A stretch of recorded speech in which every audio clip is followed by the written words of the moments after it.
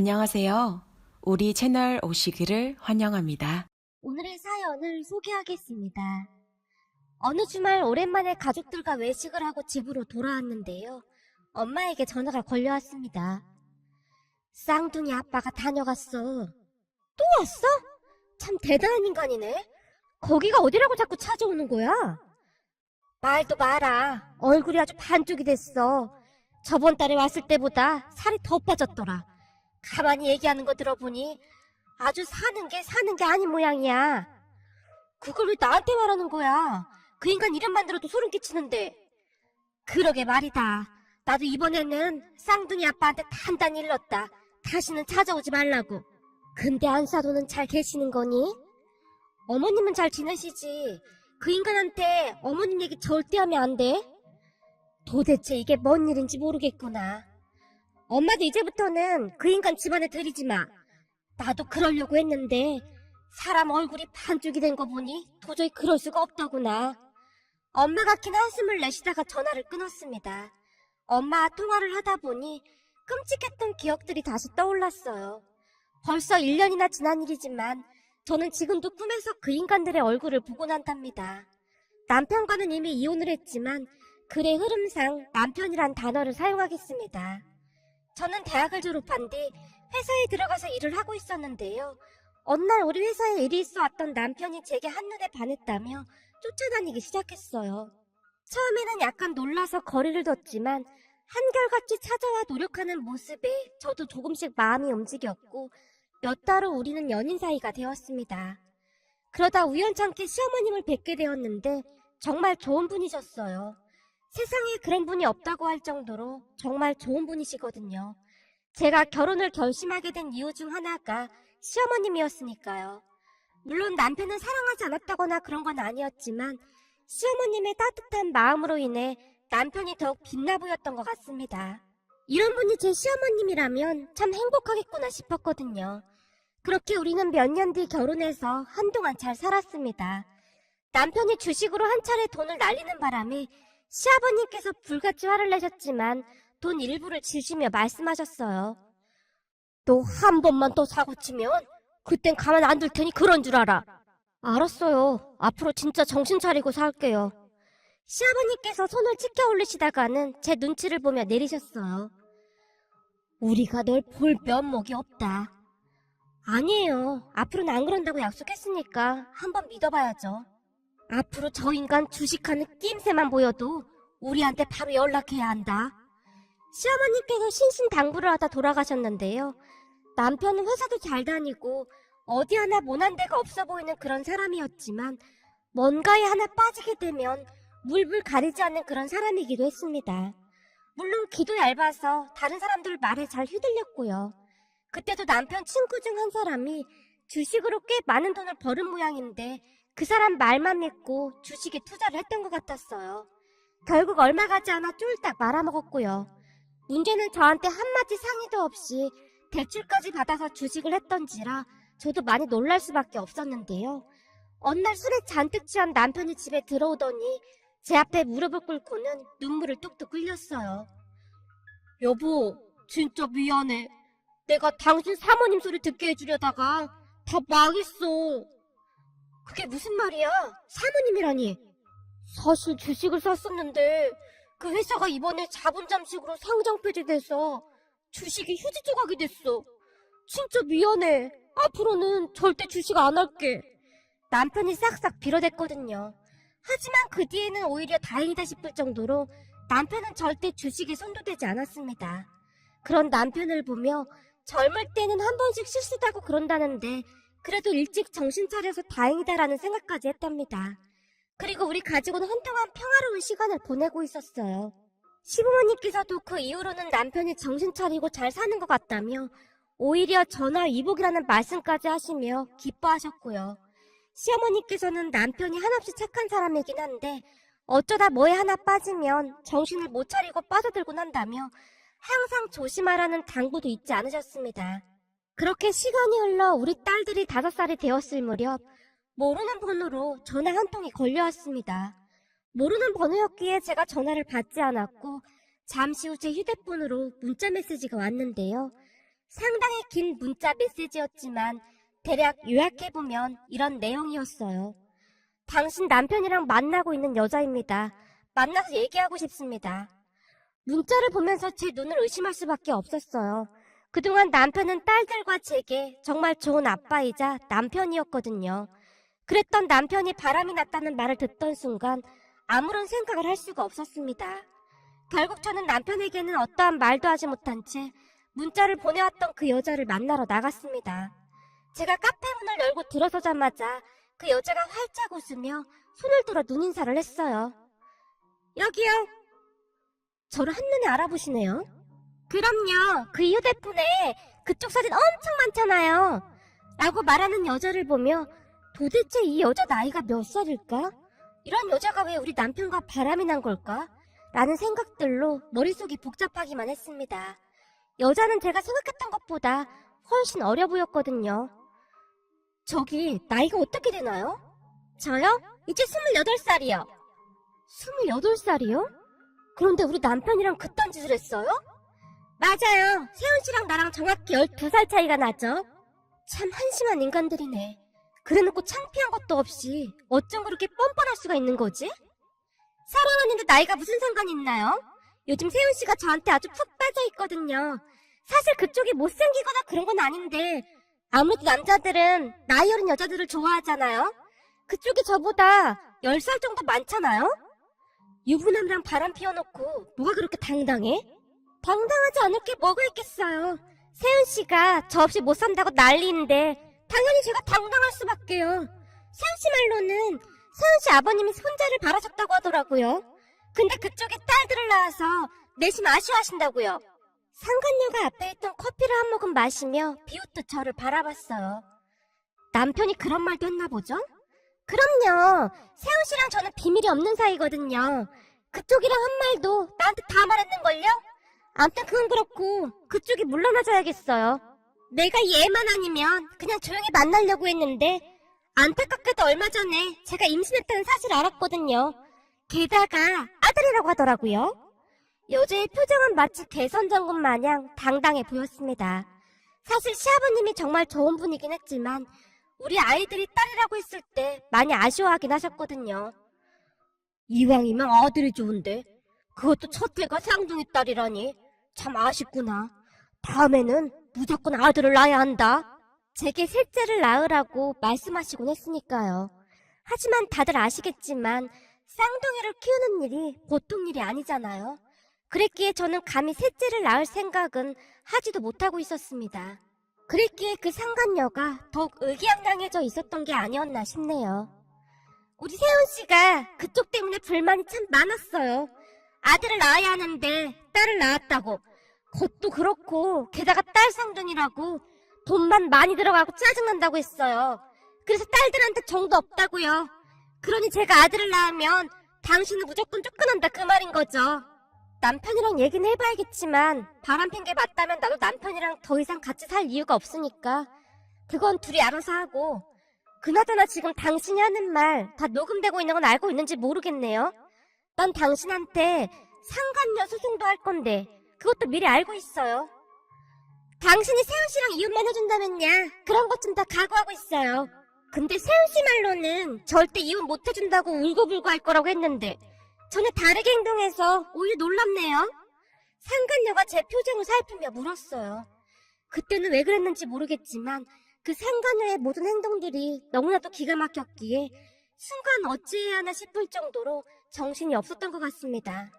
그동안 여기저기서 보면 다른 사람들은 상간녀 머리채도 잘도 잡던데 막상 제 눈앞에서 그런 일이 닥치니 그냥 머릿속이 텅텅 빈 것처럼 아무 생각도 나지 않았어요. 그날 그 상간녀에게 했던 말조차도 제대로 기억에 나지 않을 정도였으니까요. 그날 집에 돌아와 거울을 봤는데 제 몰골과는 다르게 상간녀의 얼굴은 얼굴에 생기가 가득해 보이기까지 했거든요. 거기다 남편의 아들을 가졌다면서 아주 의기양양하게 말하는 그 상간녀로 인해 순간 잠시 정신이 아득해졌던 게 아니었나 싶습니다. 생각해보세요. 그 순간 어느 누가 제정신일 수가 있겠습니까? 그런 상간녀의 말로는 남편과 동호회에서 만났다고 하는데요. 여기서 이름을 밝힐 순 없지만 남편이 건강을 위해 운동을 하겠다며 한참 전부터 동호회 활동을 하고 있었거든요. 그때 당시 제 생각에는 주식이나 딴짓하는 것보다 운동이 낫겠다는 생각으로 열심히 하라고 응원까지 해줬는데 그 동호회에서 둘이 눈이 맞았다니 더 이상 할 말이 없더라고요. 그냥 자포자기한 그런 심정이 아니었나 싶습니다. 그렇잖아요. 남편의 아이까지 가졌다고 하면서 그리도 당당히 말하는데 제가 뭘 어찌할 수 있겠습니까? 그리고 남편이 뭔가에 한번 빠지면 절대 헤어나오지 못한다는 것을 너무나도 잘 알고 있었던지라 저는 그저 딸들에 대한 양육권과 위자료를 받아서 빨리 끝내야겠다는 생각뿐이었습니다. 물론 아빠 없이 자랄 딸들을 생각하면 눈물이 앞을 가리긴 했지만 그렇다고 해서 바람난 아빠 밑에서 딸들을 키우는 건 더더군다나 안 된다는 생각뿐이었거든요. 그렇게 시종일 간 상간녀는 너무나 당당하게 제게 이혼하라며 압박하듯 말을 했습니다. 그런 상간녀를 보며 아무렇지도 않은 척 자리에서 일어나 밖으로 나와 잠시 거리를 걷다가는 다리에 힘이 풀려 그대로 주저앉아버리고 말았습니다. 이런저런 생각에 눈물이 멈추질 않았거든요. 무엇보다도 우리 딸들이 너무나 불쌍하다는 생각만 들었어요. 잠시 눈물만 흘리고 있다가는 번뜩 정신을 차리고 시댁으로 향했습니다. 맞벌이를 하고 있었기에 우리 딸들을 시부모님께서 돌봐주시고 계셨거든요. 시댁에 들어가기 전 크게 숨을 한번 들이마신 뒤 현관문을 열고 안으로 들어갔는데요. 왔니? 애들은 안방에서 자고 있다. 근데 너 얼굴이 왜 그 모양이야? 어머님, 저 이제 어떡해요? 순간 제 눈에서 다시 눈물이 비오듯 쏟아져 나오고 있었어요. 얘, 너 왜 그러니? 무슨 일이야? 어머님, 아버님, 애들 아빠가 바람이 났어요. 뭐? 바람? 너 그거 확실한 거냐? 그걸 네가 어떻게 알았어? 시아버님의 목소리가 거실을 가득 메웠는데요. 여보, 애들 깨겠어. 조용히 좀 말해. 내가 지금 조용히 말하게 생겼어? 너 그거 어떻게 알았어? 네, 아버님. 지금 애들 아빠랑 바람났다는 여자 만나고 왔어요. 뭐? 그 여자가 널 찾아왔어? 그런 여자를 네가 왜 만나고 있어? 그냥 우리한테 말하면 될 것을. 사실 확인해야 하잖아요. 제가 녹음 다 해놨는데 여자가 보통이 아니에요. 그런 걸 녹음을 뭐하라 했어? 그냥 우리한테 말하면 될 것을. 아니 당신 그게 무슨 말이야? 이런 마당에 당연히 녹음해야지. 잘했다. 아주 잘했어. 어머님, 저 애들 아빠랑 갈라서려고요. 아니 애들도 있는데 어쩌려고 그래. 그 여자 말로는 뱃속에 애도 있대요. 어머님도 잘 아시잖아요. 애들 아빠 뭐에 한번 빠지면 헤어나오지 못한다는 거요. 거기다 그 여자 뱃속에 아이가 아들이라고 하더라고요. 뭐? 아들? 진짜 아들이라고 했단 말이냐? 순간 시아버님의 눈이 커져 있었어요. 그렇다고 하더라고요. 그 여자 말로는 분명히 아들이라고 했어요. 아들이란 말에 애들 아빠가 저랑 정리하고 그 여자랑 살겠다고 했다네요. 하필 아들이 그쪽으로 찾아올 게 뭐냐? 그러게 네가 아들을 낳았으면 좀 좋아? 시아버님께서 한탄스러운 듯 외치셨는데요. 당신 지금 그게 무슨 말이야? 지금 이 와중에 뭔 놈의 아들 타령이야? 애미야, 난 항상 네 편이다.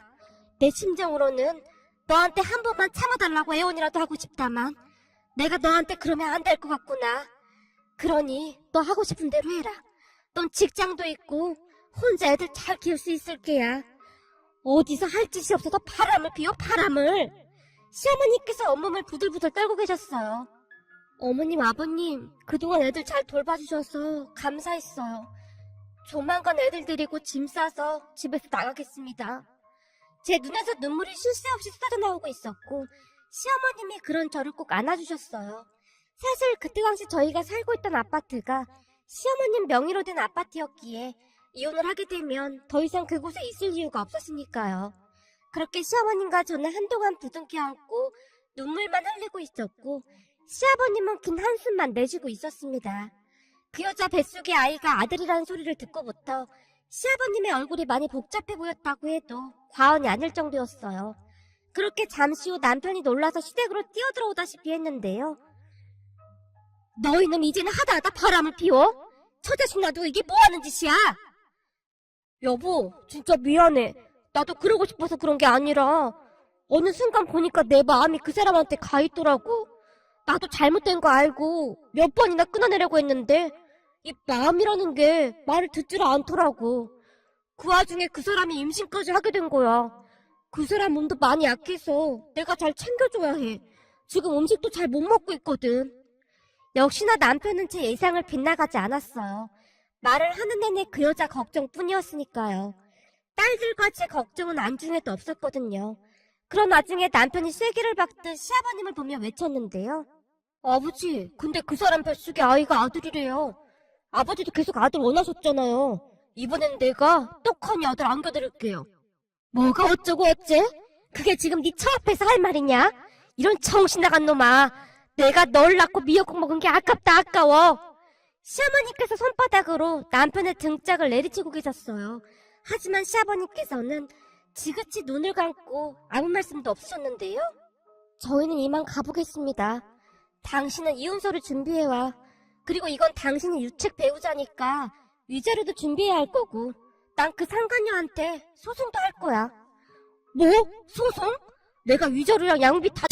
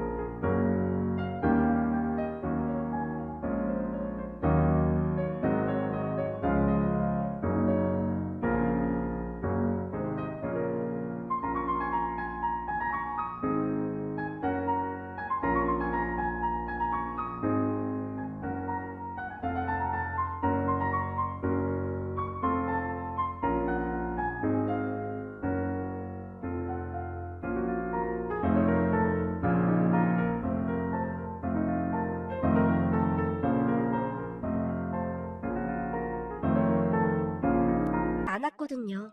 그리고 시부모님께서 쌍둥이를 돌봐주시고는 계셨지만 거의 대부분을 시어머님께서 돌봐주시는 거나 마찬가지였기에 시어머님께 너무나 죄송하기도 했고요. 친정 부모님께서 가까이 계셨다면 좋았을 텐데 친정이 지방이었기에 그것도 힘들었거든요. 결국 그날 시아버님께서 제게 큰 소리로 화를 내시며 밖으로 나가버리셨는데요. 시어머님의 말을 들으며 문득 그때가 생각이 났어요.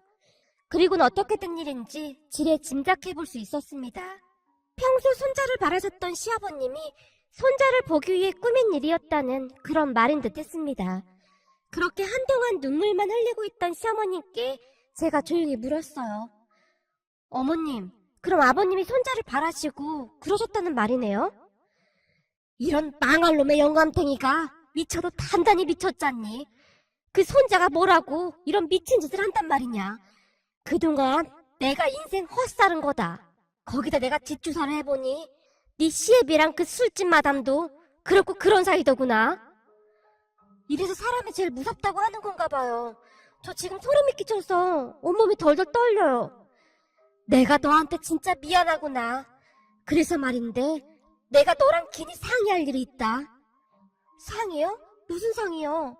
제가 자포자기한 표정으로 시어머님을 바라보고 있었는데 시아버님께서 마른 침을 삼키시더니 조용히 말씀하셨어요. 지금 니들이 살고 있는 아파트, 그 아파트가 내 명의잖니? 네, 그건 저도 알고 있어요. 근데 그게 왜요? 그래서 말인데 그거 팔아서 내가 너한테 다 넘겨주마. 네? 저한테요? 어머님, 저 애들 아빠랑 더 이상 못 살아요. 그러니까 말릴 생각하지 마세요. 제가 짐짓 단호한 표정으로 시어머님을 바라봤는데요. 당연히 이혼해야지. 근데 이혼하고도 돈이 있어야 우리 손녀들 키울 게 아니겠냐? 그럼 어머님 말씀은 지금 애들 아빠랑 이혼하는 마당에 그 아파트를 저한테 주시겠다 그 말씀인 거예요? 그래, 맞다. 어머님, 저 그 돈 못 받아요. 제가 무슨 자격으로 그 돈을 받아요? 네가 지금 그런 말 할 때냐? 그럼 너 말고 이 집안에 자격 있는 사람이 누가 있니? 저 자식 두고 바람난 아범이 받아야 한다는 거냐? 아님 아들이 바람 피도록 뒤에서 사주한 네 시아버지가 받아야 한다는 거냐? 그것도 아니면 그 미친 여자가 받아야 한단 말이냐? 그리고 따져보면 우리 손녀들한테 주는 거니까 그렇게 알고 받아. 하지만 어떻게 그래요? 너 지금까지 내가 하는 말을 뭘로 들었어? 애 키우려면 돈이 있어야 할 거 아니야. 지금처럼 그렇게 약한 마음으로 자식을 어떻게 키워? 정신 바짝 차리고 내가 시키는 대로만 해. 그리고 나도 네 시아버지 몰래 재산 다 정리해서 멀리 떠날 거다. 네? 떠나시다니요? 어디로 가실 건데요? 그야 나도 모르지. 근데 확실한 건 난 저 정신 나간 두 인간들하고 절대 못 산다. 저것들이 사람이냐? 다 처분하고 나도 떠날 참이야. 단지 우리 손녀들을 못 본다는 게 참 한스러울 뿐이구나.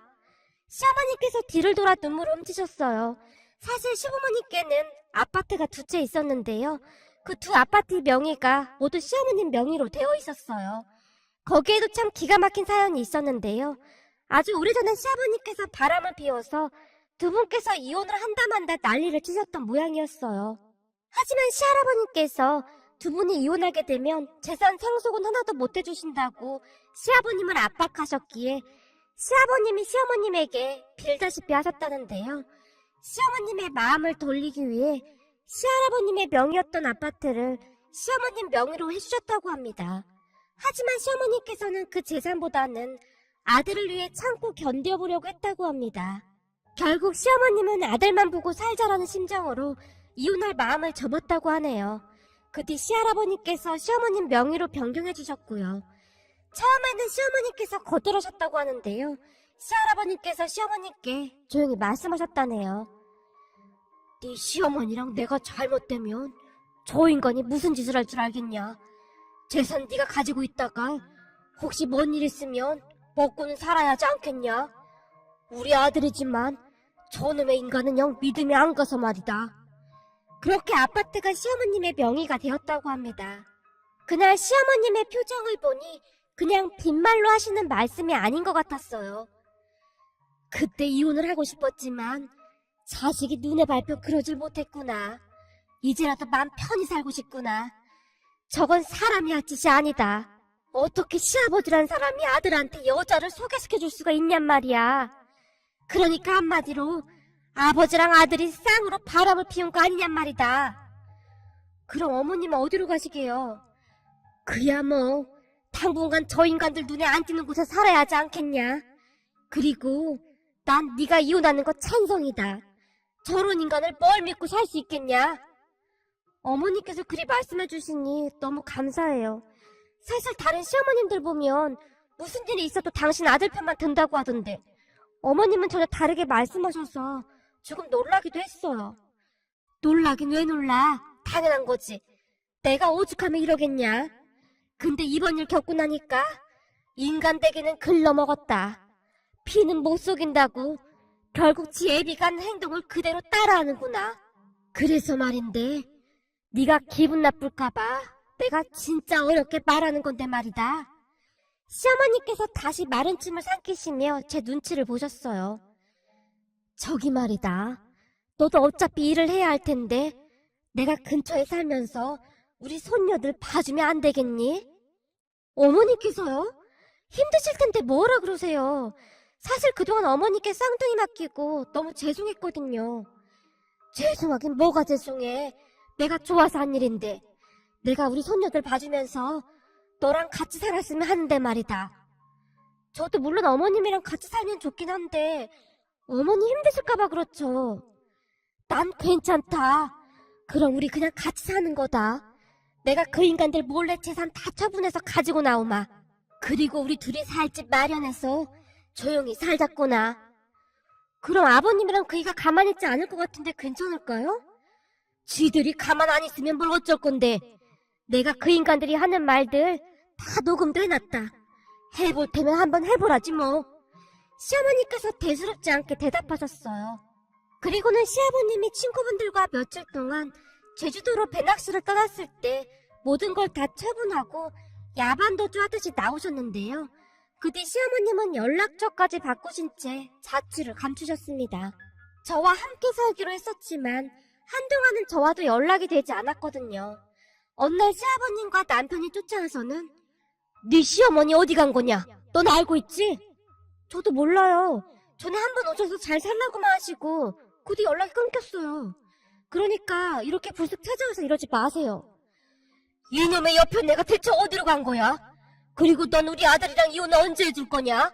곧 우리 손자 나올 텐데 빨리 정리해야 하지 않겠냐? 빨리 이제 비워줘야 우리 새 며느리랑 우리가 여기서 살 거 아니야. 걱정하지 마세요. 이제 곧 정리되니까요. 근데 아버님 앞으로 그 여자랑 같이 사실 건가 봐요? 그럼 어쩌겠냐? 네 시애미가 집 싹 다 팔고 날랐는데 그러게 처음부터 명의를 네 엄마 명의로 할 게 아니라 내 명의로 했어야 했어. 그렇게 남편과 시아버님이 씩씩거리다 돌아갔습니다. 아마도 두 사람은 제가 그동안 남편과 살고 있던 아파트까지 팔 거라는 것은 생각도 못하고 있었던 모양이었어요. 그리고 얼마 뒤 남편과 저는 이혼을 하게 되었어요. 그동안 돈 관리를 각자 하고 있었기에 뭐 나눌 것도 없었는데요. 남편이 가지고 있던 돈도 얼마 되지 않았으니까요. 쌍둥이 딸에 대한 양육비를 준다는 조건으로 남편은 친권 양육권을 다 포기했습니다. 그리고 그 뒤에 어마어마한 일들이 참 많이 일어났는데요. 시어머님과 시아버님의 소송도 있었고 이래저래 복잡한 게 한두 가지가 아니었거든요. 결국 두 분은 이혼을 했습니다. 돈이 없는 걸 알자마자 그 술집 마담이 주랭랑을 친 건 말할 것도 없었고요. 아들을 낳기만 하면 아파트를 받을 거라고 철석같이 믿고 있었던 그 상간녀도 결국 도망갔다고 합니다. 남편이 우리 친정에 쫓아와서는 울고불고 난리를 치며 기가 막힌 말을 했다는데요. 사실 그 상간녀한테는 다른 남자가 있었다고 하네요. 그 남자는 배달 일을 하고 상간녀는 술집을 다니면서 둘이 동거를 했던 모양인데요. 둘 다 워낙 힘들게 살았던지라 자식만큼은 그렇게 키우고 싶지가 않았다고 하네요. 그러다가 술집에서 일하던 그 마담을 만나게 되었고 그 마담이 계속 꼬드기 모양이더라고요. 어릴 때 헤어진 먼 친척이라고 신분 세탁까지 하면서 그 상간녀를 시아버지에게 소개까지 시켜줬던 모양이었습니다. 그리고 상간녀는 뱃속의 애가 우리 남편의 애인 것처럼 속인 다음 아파트를 받게 되면 조용히 팔아서 그 남자와 둘이 도망갈 생각이었다고 하네요. 그러니까 한마디로 요약하자면 그 뱃속의 애도 남편의 애가 아니라 그 사귀던 남자의 애였다고 하네요.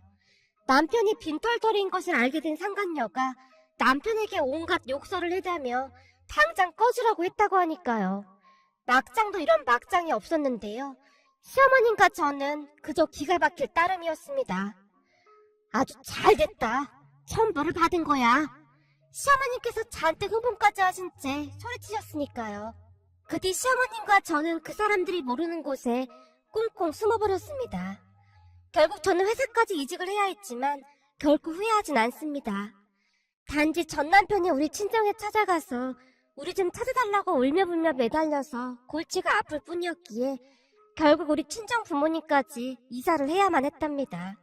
그리고 우리 시어머님과 저는 쌍둥이 딸들을 키우며 잘 살고 있습니다. 평소 시어머님의 소원이 단독주택 마당에 채소 같은 걸 키우며 사시는 거였기에 마당에 있는 단독주택으로 이사해서 잘 살고 있습니다.